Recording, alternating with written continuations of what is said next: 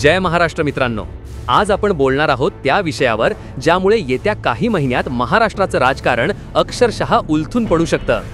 12, 13 आणि 14 नोव्हेंबर या 3 तारखा लक्षात ठेवा, कारण या तारखांना सुप्रीम कोर्टात होणार आहे एक अंतरिम सुनावणी, ज्यावर ठरणार आहे शिंदे गट आणि ठाकरे गटाचं पक्ष आणि चिन्ह कोणाचं खरं। भाजपानं नुकताच दावा केला, मुंबई महापालिकेत आम्ही 150 पेक्षा जास्त जागा जिंकू। त्याच दिवशी भल्या पहाकेच एकनाथ शिंदे दिल्लीकडे रवाना झाले। कोणाला भेटायला? स्वतः पंतप्रधान नरेंद्र मोदींना। आता या भेटीचा राजकीय अर्थ सगळीकडे काढला जातोय, कारण या भेटीमागे काहीतरी मोठं दडलेलं आहे हे सगळ्यांनाच ठाऊक आहे। दिल्लीमध्ये पंतप्रधान आणि शिंदे यांच्यात 1.5 तास चर्चा झाली।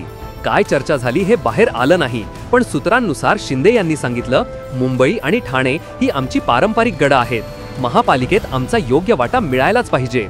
शिंदेंनी मागणी केली, ठाणे आणि कल्याणमध्ये 70% जागा आमच्या गटाला द्या, कारण ती आमची ताकद आहे। पण भाजपाला ते मान्य नाही। भाजप म्हणतंय आम्ही 150 जागा लढवणार, म्हणजेच उरलेल्या 77 जागांवर शिंदे आणि अजित पवार गट काय करणार? हीच ती ठिणगी जी आता ज्वाळा होणार आहे। भाजपानं अशी नाकाबंदी केली आहे की शिंदे असो वा अजित पवार दोघेही आत अडकलेत, बाहेर पडणं अशक्य झालंय। शिंदेंची दिल्ली वारी ही साधी भेट नाही, ती म्हणजे स्वतःचा गळा वाचवण्याचा प्रयत्न आहे। गुजरातमध्ये जसं एकाच दिवशी सर्व मंत्र्यांचे राजीनामे घेतले गेले, तसं काहीसं महाराष्ट्रातही होणार का? हा प्रश्न आता सगळ्यांच्या मनात घर करून बसलाय। फडणवीस सरकारला 5 डिसेंबरला 1 वर्ष पूर्ण होतंय आणि फडणवीस म्हणाले आहेत, सगळ्या मंत्र्यांचं कामगिरी ऑडिट होणार आहे, म्हणजेच काही जणांचे पत्ते कट होणार हे नक्की। आणि या कटच्या यादीत सगळ्यात आधी शिंदे गट आणि अजित पवार गट दिसतोय।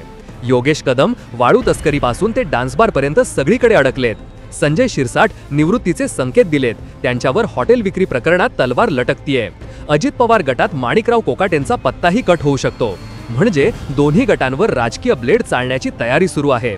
एकनाथ शिंदेंनी विधानसभेत एकदा स्पष्ट सांगितलं होतं, माझ्यासोबतचा एक जरी पडला तर मी राजकारण सोडेन। आता हीच वेळ आलीये का? आपल्या लोकांना वाचवण्यासाठी शिंदे धावपळ करतायत का? हा मोठा प्रश्न आहे। 12, 13 आणि 14 नोव्हेंबरला होणारी सुनावणी ही फक्त पक्षचिन्हाची नाही, हा निर्णय ठरवणार आहे भारताच्या राजकीय भविष्यातील एक नवा पायंडा। जर शिंदे गट आणि अजित पवार गट यांना वैध पक्ष म्हणून मान्यता मिळाली, तर पुढे कोणताही पक्ष नेता काढून टाकणं भाजपासाठी एक नवा फॉर्म्युला बनेल, म्हणजे फुटील गट तयार करून सत्तेत येणं हा एक कायदेशीर मार्ग ठरेल। आता हे सर्व बघता राजकीय वर्तुळात तापमान वाढलंय, शिंदे गटावरचा दबाव वाढलाय, दिल्लीमध्ये मोदींशी झालेल्या भेटीमागचं गूढ वाढतंय। मुंबई आणि ठाण्यात गणेश नाईकांनी शिंदेची पूर्ण नाकाबंदी केली आहे, म्हणजे राजकीय दृष्ट्या शिंदे एकटे पडतायत। जर सुप्रीम कोर्टाने ठाकरे गटाच्या बाजूने निकाल दिला तर शिंदे गटाचं अस्तित्व डळमळेल, मग भाजपासाठी शिंदेंचं ओझं बनेल आणि भाजपाकडे पुढचा पर्याय तयार आहेच। पण जर शिंदेंना न्यायालयाने वैध ठरवलं तर ठाकरे गटासाठी ही शेवटची मोठी लढाई ठरेल।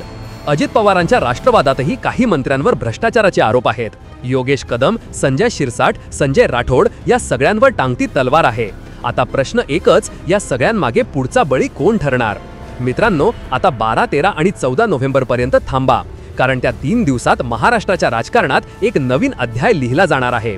तो अध्याय असेल सत्तेचा, विश्वासघाताचा आणि सत्ता टिकवण्याच्या झुंजीचा, आणि या झुंजीत कोण जिंकणार ते ठरवेल न्यायालयाचा एकच निर्णय।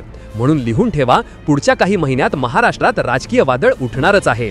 कोण पडलं, कोण टिकलं ते आपण पाहणार आहोत। कमेंट सेक्शनमध्ये नक्की लिहा, तुमच्या मते या सुनावणीत कोणाचं बाजू मजबूत आहे, शिंदे गट की ठाकरे गट? आणि हो मित्रांनो, अशाच माहितीपूर्ण राजकीय आणि सत्यावर आधारित व्हिडिओंसाठी आपलं चॅनल आवर्जून सबस्क्राईब करा। जय महाराष्ट्र।